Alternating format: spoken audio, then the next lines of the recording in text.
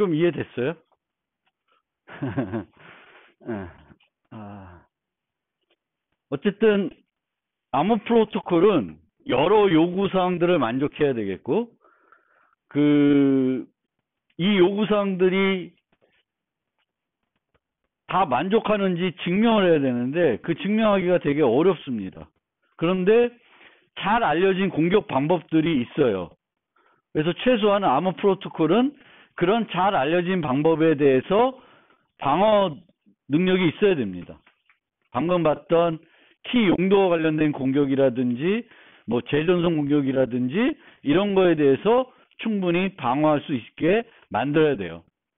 그런데 여기에 들어있는 이런 요소들이 왜 그런 거에 대해서 방어 능력이 있는지 좀 자세히 이해하기 위해서는 지금 사용하는 어떤 암호 알고리즘의 특성을 또 알아야 됩니다.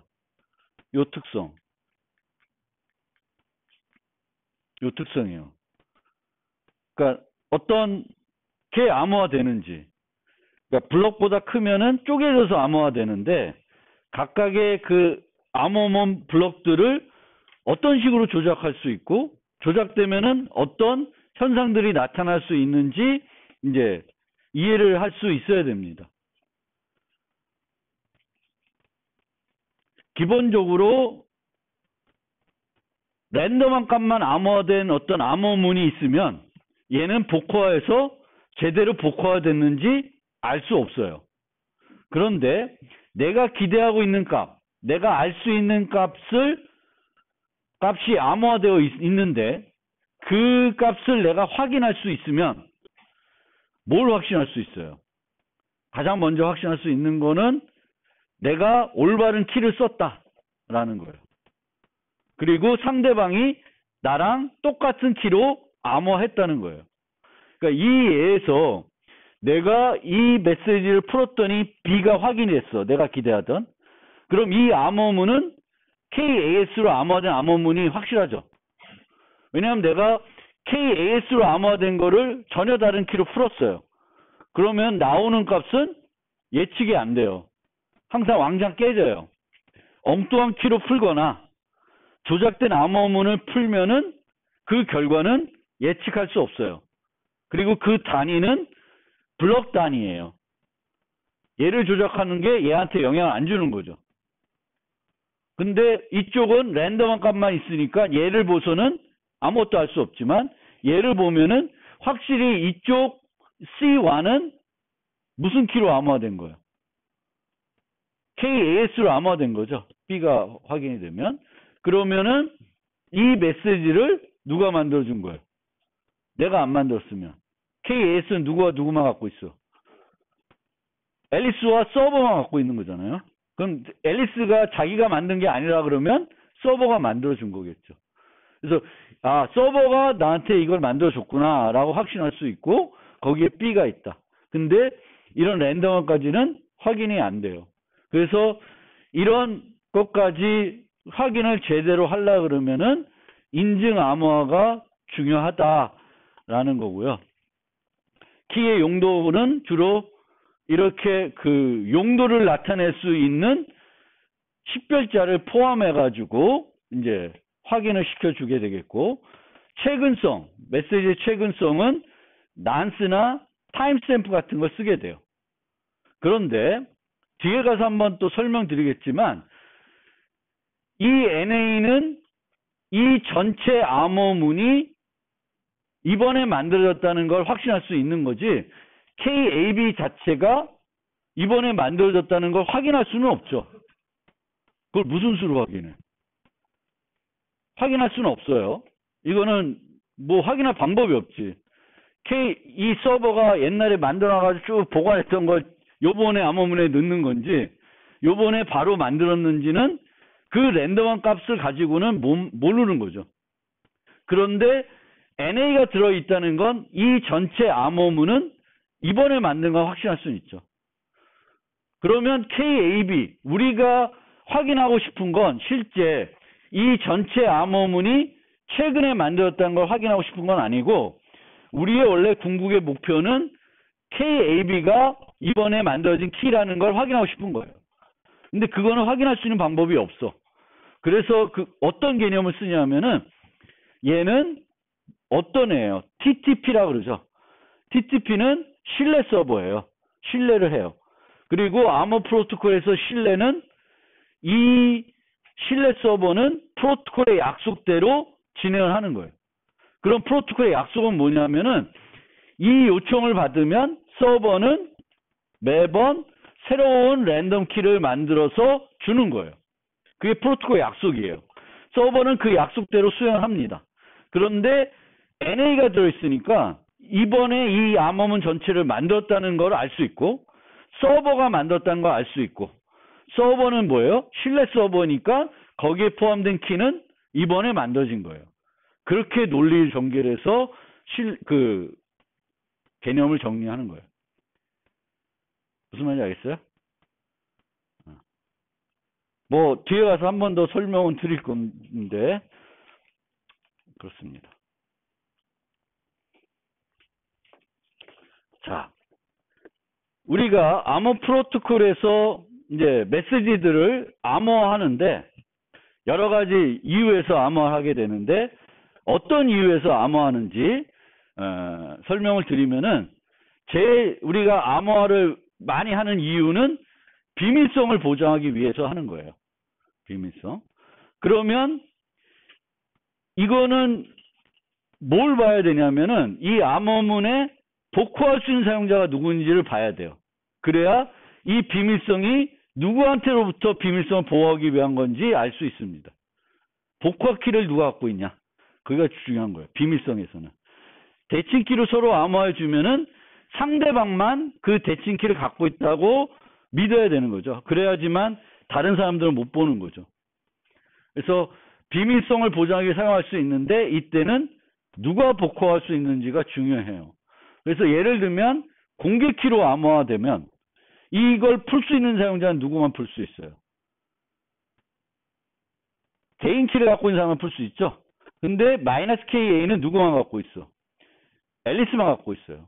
그럼 이 메시지는 앨리스만 볼 수 있는 메시지가 되는 거예요. 그러니까 복호화를 누가 할 수 있는지에 따라서 그 메시지를 볼 수 있는 사람이 제한이 되는 거죠. 그래서 비밀성을 우리가 생각할 때는 이 암호문을 누가 풀 수 있냐? 그걸 생각해야 되는 거고, 이제 암호하는 게 주로 비밀성을 위해서 암호하는데 비밀성이 아니라 인증을 목적으로 암호할 수도 있어요. 그런데 인증을 위해서 암호했을 때에는 복호화 키가 중요한 게 아니라 암호할 때 사용한 키가 중요해요. 그걸 누가 할 수 있냐를 봐야 되는 거예요. 그래서 -KA로 메시지를 암호하게 되면은 이거는 누구나 다 풀 수 있어요. +KA는 비밀로 유지되는 키가 아니기 때문에 누구든지 풀 수 있습니다. 하지만 -KA로 메시지를 암호할 수 있는 사용자는 앨리스밖에 없어요. 그러면 이 메시지를 누가 만든 거야? 앨리스가 만든 거죠. 앨리스가 만들었다는 걸 확신하면은 이건 앨리스가 한 거구나. 그게 바로 인증이죠. 인증이라는 건 상대방을 확인하는 거예요. 근데 어떤 메시지가 왔는데 이 메시지는 앨리스밖에 못 만들어. 그럼 내 상대방이 누구야? 앨리스라는 거죠. 그렇게 해서 인증을 확인하게 되는 거예요. 그래서 인증에서는 이 암호문을 누가 풀 수 있는지가 중요한 게 아니라 누가 만들 수 있는지가 중요한 거예요. 그걸 통해서 이제 인증을 제공할 수 있는데 대칭키의 경우에는 두 명이 보통 갖고 있겠죠. 대칭키는. 그러면 A, B가 갖고 있으면 A가 한 건지 B가 한 건지 알기가 어렵습니다. 공개키는 확실하죠. -KA로 했으면 앨리스가 한 게 확실한데 대칭키는 A가 있는지 B가 있는지 알 수 없어요. 하지만 앨리스 B만 갖고 있을 때 바비 메시지를 KAB로 된 메시지를 받으면 내가 안 했어. 그럼 누가 한 거야? 앨리스가 한 거죠. 그런 걸 통해서 대칭키도 인증을 확인할 때 사용할 수 있습니다. 방금 전에 우리가 봤던 키 확립 프로토콜에서도 KAS로 대칭키를 암호해서 줍니다. 앨리스한테. 그럼 앨리스는 그걸 풀어서 이 메시지는 KAS로 암호화되어 있구나를 확인할 수 있어요. 그러면 이 메시지를 만든 사람은 누구로 확신하게 되냐면 서버로 확신하게 되는 거예요. 왜? 내가 안 했으니까. 이 키는 나와 서버만 갖고 있는 거고 내가 안 했으면은 누구밖에 못해요? 서버밖에 못하니까 이거는 서버가 만들어서 준 거구나라고 확신할 수 있습니다. 그래서 서버를 인증하게 되는 거죠. 대칭키를 쓰고 있음에도. 그래서 이 암호화하는 용도로는 이제 비밀성 인증. 그 다음에 바인딩을 하기 위해서도 사용이 됩니다. 바인딩. 그래서 바인딩은 비밀성이 요구되는 정보는 아닌데 함께 암호화를 하는 거예요. 함께 암호화해서 비밀성이 요구되는 어떤 값에 추가적인 의미를 주게 되는 거예요. 그래서 이렇게 암호화를 하게 되면은 왜 C냐?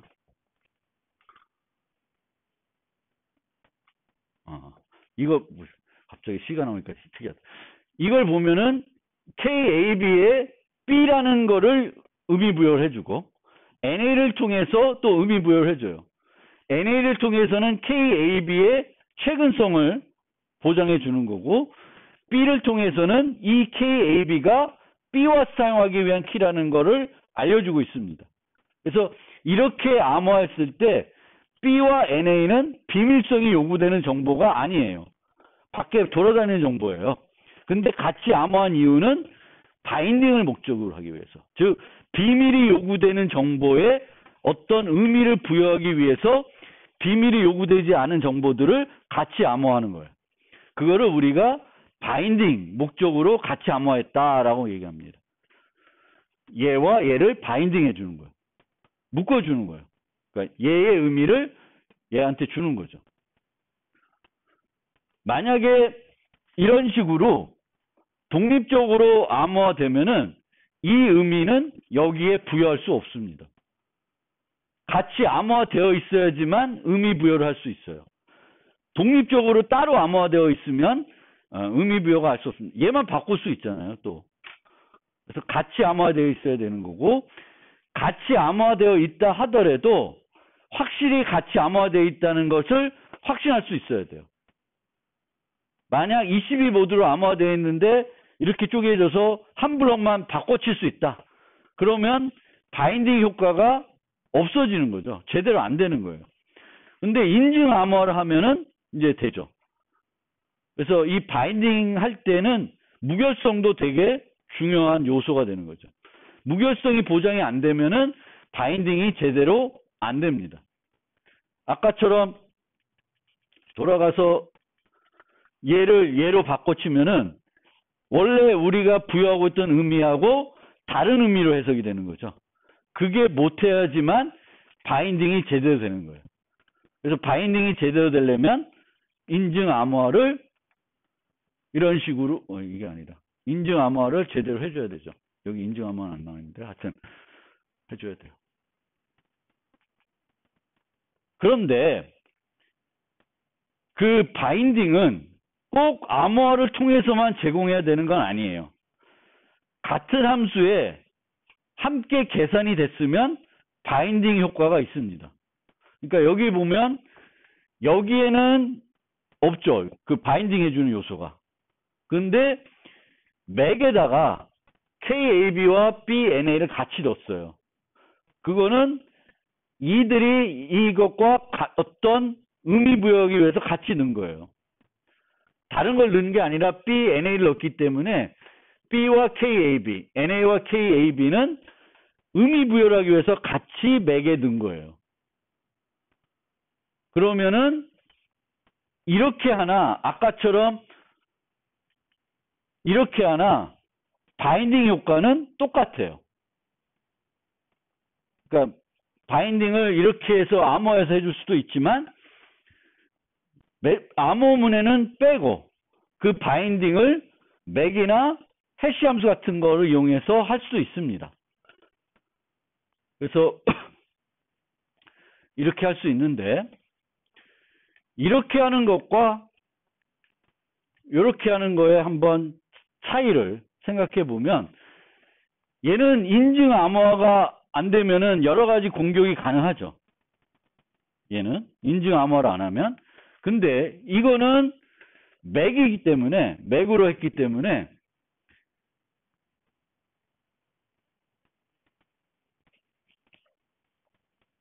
이걸 어떻게 확인하냐면 먼저 얘를 풀어야죠.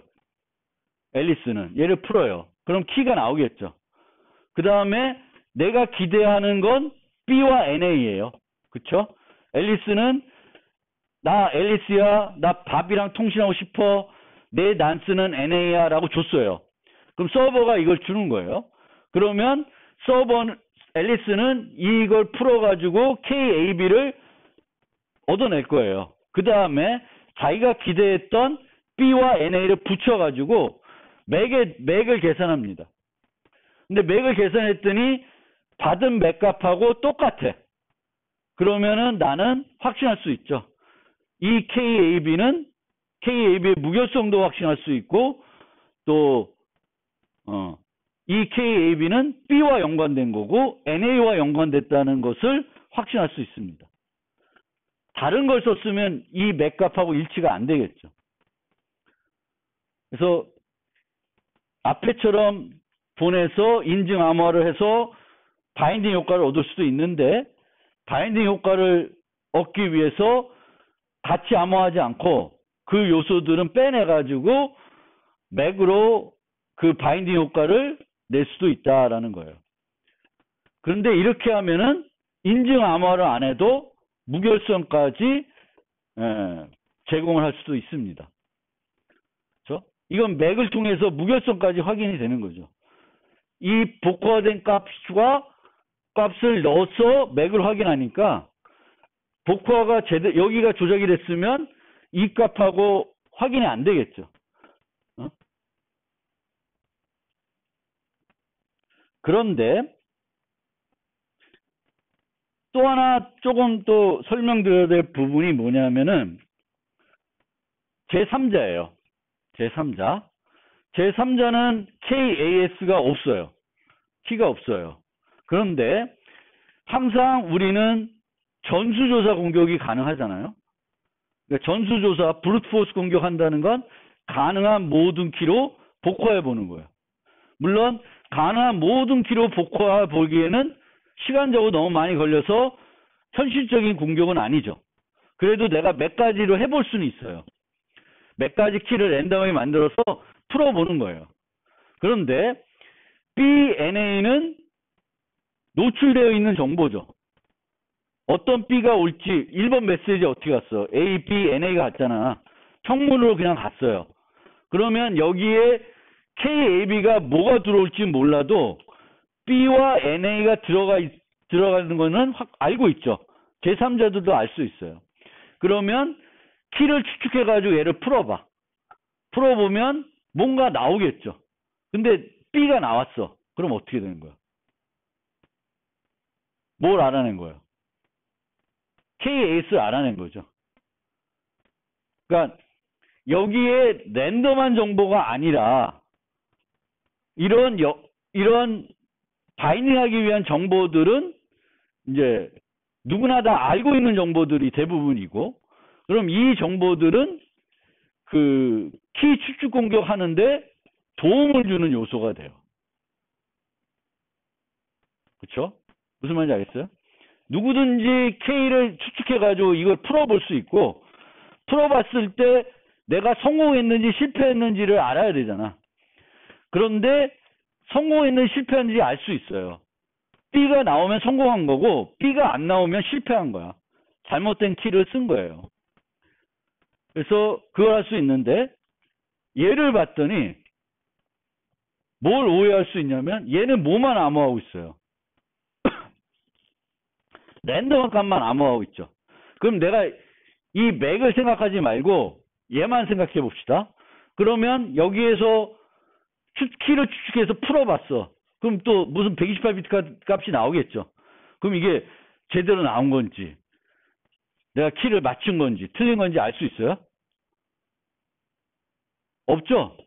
이게 랜덤 값이고 내가 알고 있는 값이 아니기 때문에 내가 키 추측 공격했을 때 성공했는지 안 했는지는 모릅니다. 그런데 그렇게 얻어서 나온 어떤 값을 가지고 또다시 얘를 해볼 수 있어요. 근데 여기는 지금 요 키와 요 키가 다르죠. 그러면 이 풀려진 값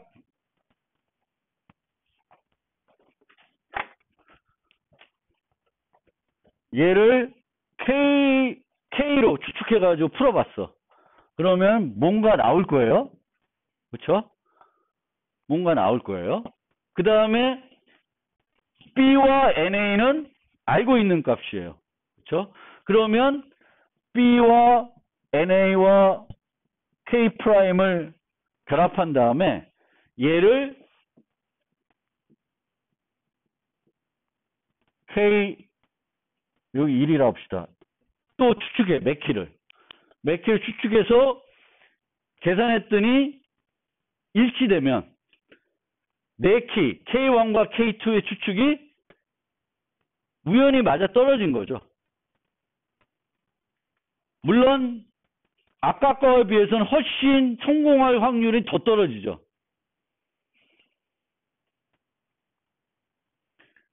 만약 이 키와 이 키를 같은 키를 쓰면은 추측이 더 쉽게 성공할 수도 있어요.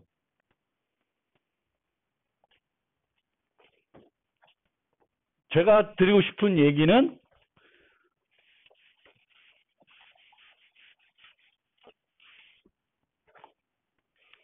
요런 바인딩 할 때 요런 쓰는 요소들은 그 키 추측 공격에 그 도움이 되는 요소가 된다라는 거 하나.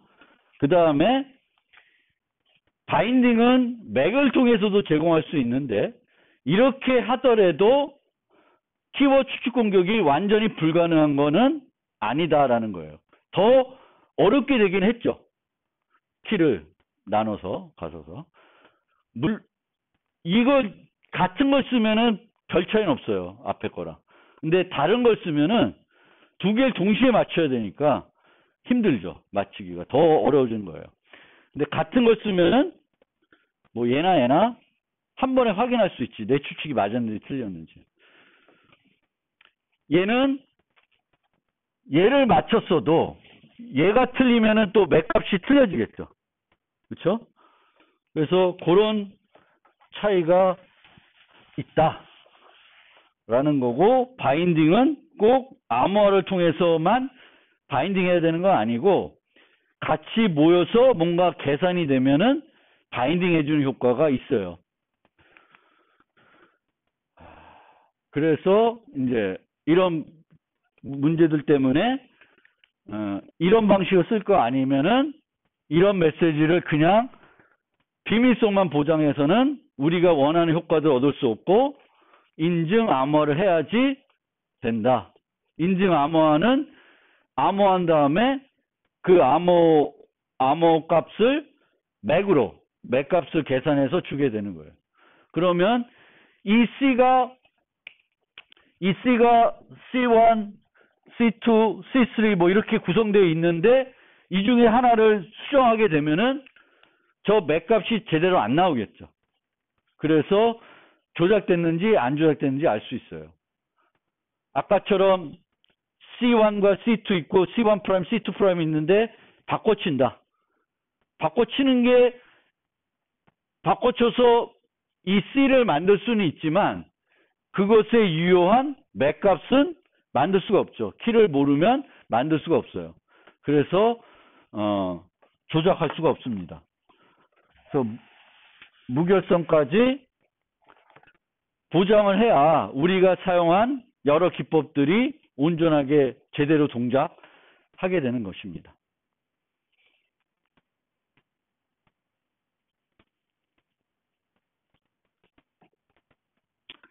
이거는 뭐 거의 설명드린 내용인데 요약된 자료인데 간단히 설명드리면 대칭 암호 알고리즘은 주로 비밀성을 보장할 때 쓸 수 있고 인증의 목적으로도 활용될 수 있는데 인증을 확인하기 위해서는 받은 메시지를 내가 하지 않았다는 걸 확인할 수 있어야 돼요. 그러면 대칭 암호 알고리즘은 인증도 제공할 수 있습니다.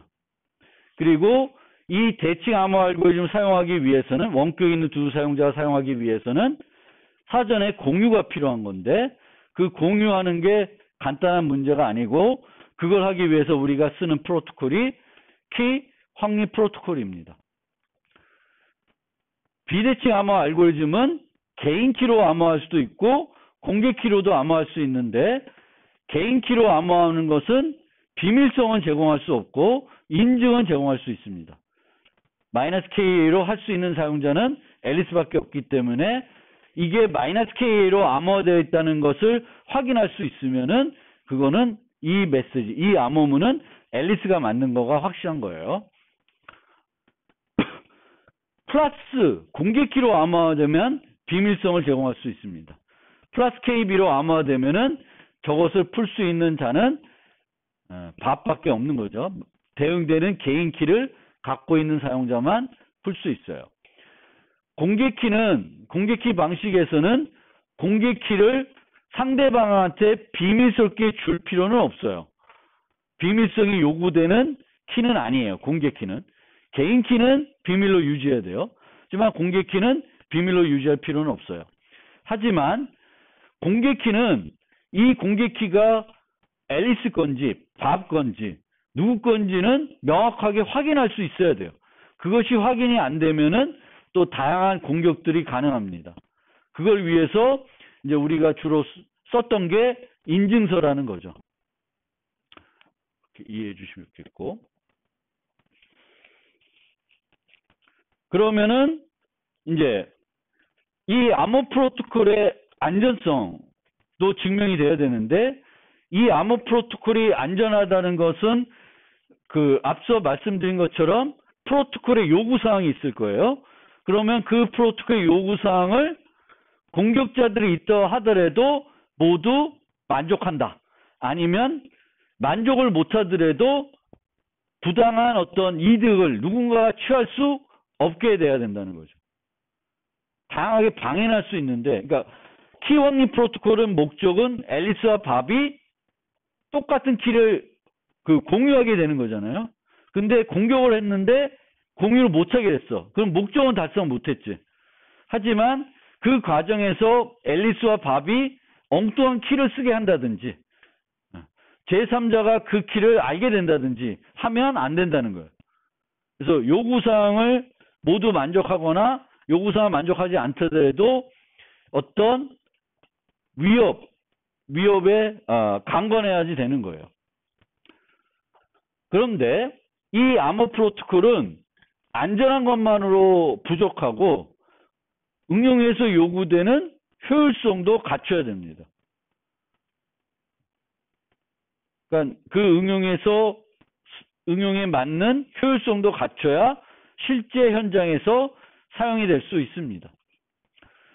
암호 알고리즘은 만족해야 되는 게 거의 한 가지예요.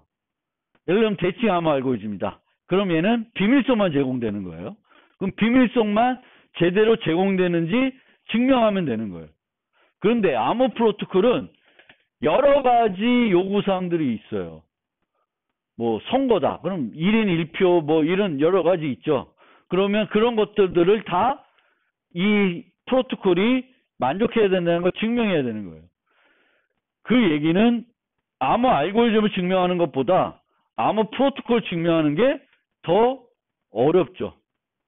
증명해야 될 게 너무 많은 거예요.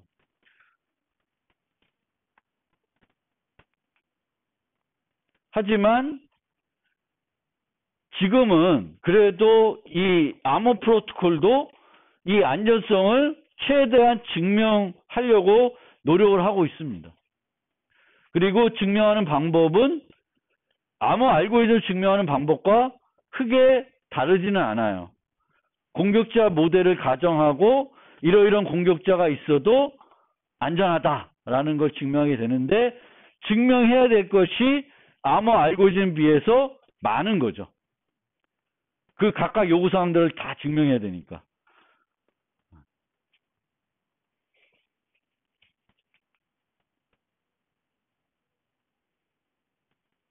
그래서 우리가 증명할 때 이 공격자의 그 능력들을 가정하게 되는데, 일반적으로 공격자들은 우리가 프로토콜 통해 주고받은 모든 메시지들은 획득할 수 있다라고 가정하고, 실제 현장에서도 획득하는 건 어렵지 않죠. 그 다음에 지난 프로토콜 수행을 통해 확립된 세션 키를 얻을 수 있다라고 가정합니다. 이거는 왜 이렇게 하냐면은 노출됐을 때 그것의 파급 효과가 어떻게 되는지 알기 위해서 그래요. 지난 세션 키가 노출되면은 이 프로토콜에 어떤 나쁜 영향을 주는지 분석할 필요가 있기 때문에 이런 가정을 하게 됩니다.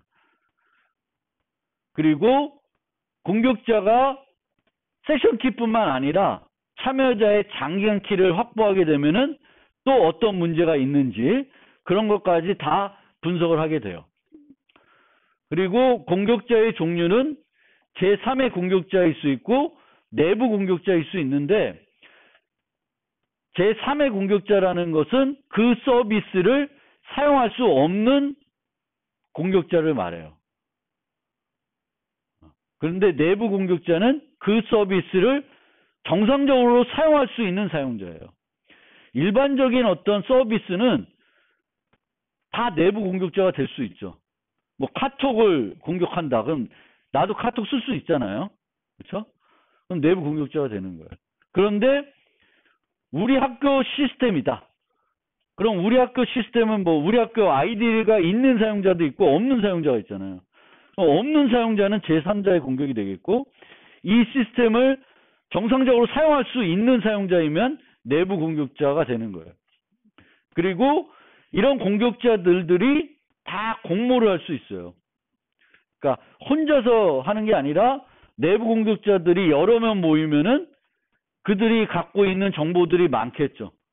갖고 있는 키들이 많을 거고, 그렇게 많은 키들을 갖고 있을 때 또 어떤 문제가 있는지 분석을 해야 됩니다. 프로토콜의 효율성은 두 가지 측면에서 살펴보는데, 계산 효율성, 통신 효율성이에요. 계산 비용이 얼마나 드냐? 계산 비용. 계산 비용은 프로토콜이 완료하기 위해서 이 각 참여자가 해야 되는 일을 이용해서 이제 측정하게 되는데, 어떤 내부적으로 알고리즘들을 쓰냐, 어떤 비싼 연산들을 하냐, 이걸 가지고 이제 측정하게 되는데, 공격키도 쓰고 대칭키도 쓴다. 이 프로토콜이. 그럼 대칭키는 무시해요. 공격키를 얼마나 쓰냐만 봐요. 왜냐하면 우리가 비고 계산할 때도 뭐 n제곱 플러스 n 뭐 이렇게 되면 n은 무시하잖아요. 이 공격키는 워낙 대칭키에 비해서 비용이 많이 소요되고, 그러니까 많은 시간이 소모되는 거예요. 그 연산을 수행하려면. 그러면은 같이 쓰는 거면 전체적인 시간은 뭐에 의해서 좌우되냐면은 공격키 연산에 의해서 좌우돼요. 그리고 공격키 연산 같은 경우에도 RSA 같은 경우에는 공격키로 하는 거는 개인키로 하는 것보다 더 저렴해요. 연산 비용이. 그래서 그런 것도 따지게 돼요. 공격키로 연산 얼마나 하는지, 개인키로 연산 얼마나 하는지.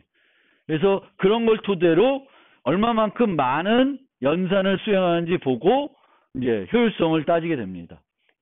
특히 이 효율성은 어디서 중요하냐면은 우리가 사용하는 그 기기, 장치가 되게 제한적일 경우에 중요하게 고려를 해야 됩니다. 그러니까 IoT 같은 데서 뭐 형광등이다 이런 데 컴퓨팅 장치를 넣는다. 그럼 고가의 CPU나 메모리 넣지 않겠죠. 되게 저렴한 거 넣을 거예요. 뭐 센서 네트워크이다. 그래서 센서만 달려있는 무슨 소형 기기다. 그럼 거기에도 고가의 CPU나 메모리가 들어가 있지 않겠죠. 그럼 그런 기기에서 할 수 있는 일들은 제한되는데, 거기에 막 비싼 공기키를 쓰고 뭐 쓰겠다 그러면은 안 맞죠. 그래서 사용하는 환경, 또 그 환경에 사용되는 어떤 장치, 이런 것들 고려해서 거기에 맞는 어떤 암호 알고리즘들을 써야 되는 거죠. 그래서 계산 효율성은 그렇게 이제 따지는 거고, 통신 효율성은 얼마나 많은 메시지를 서로 주고받냐, 메시지의 크기, 또 메시지의 라운드는 주고받는 거예요. 몇 번 주고받아야 되냐. 그래서 통신 메시지의 크기보다 라운드 수를 줄이는 게 더 효과적이라고 합니다. 근데 그것도 이제 전체적으로 봐야 되는데, 보통은 메시지 크기를 좀 늘리면서 라운드 수를 줄이는 게 더 효과적이라 그래요. 라운드라는 건 내가 이 메시지를 보내야지만 저쪽에서 반응할 수 있으면 이 메시지와 이 메시지는 다른 라운드에 있다고 얘기하는 거예요. 아까처럼 내가 난수를 줘야지만 그쪽에서 난수를 포함해서 대꾸를 하잖아요. 그럼 1번 메시지와 2번 메시지는 다른 라운드에 속하는 거예요. 보통 우리가 1, 2, 3번 붙인 것들은 다 라운드라고 보시면 돼요. 그래서 그 라운드의 수를 줄이는 게 중요한 겁니다.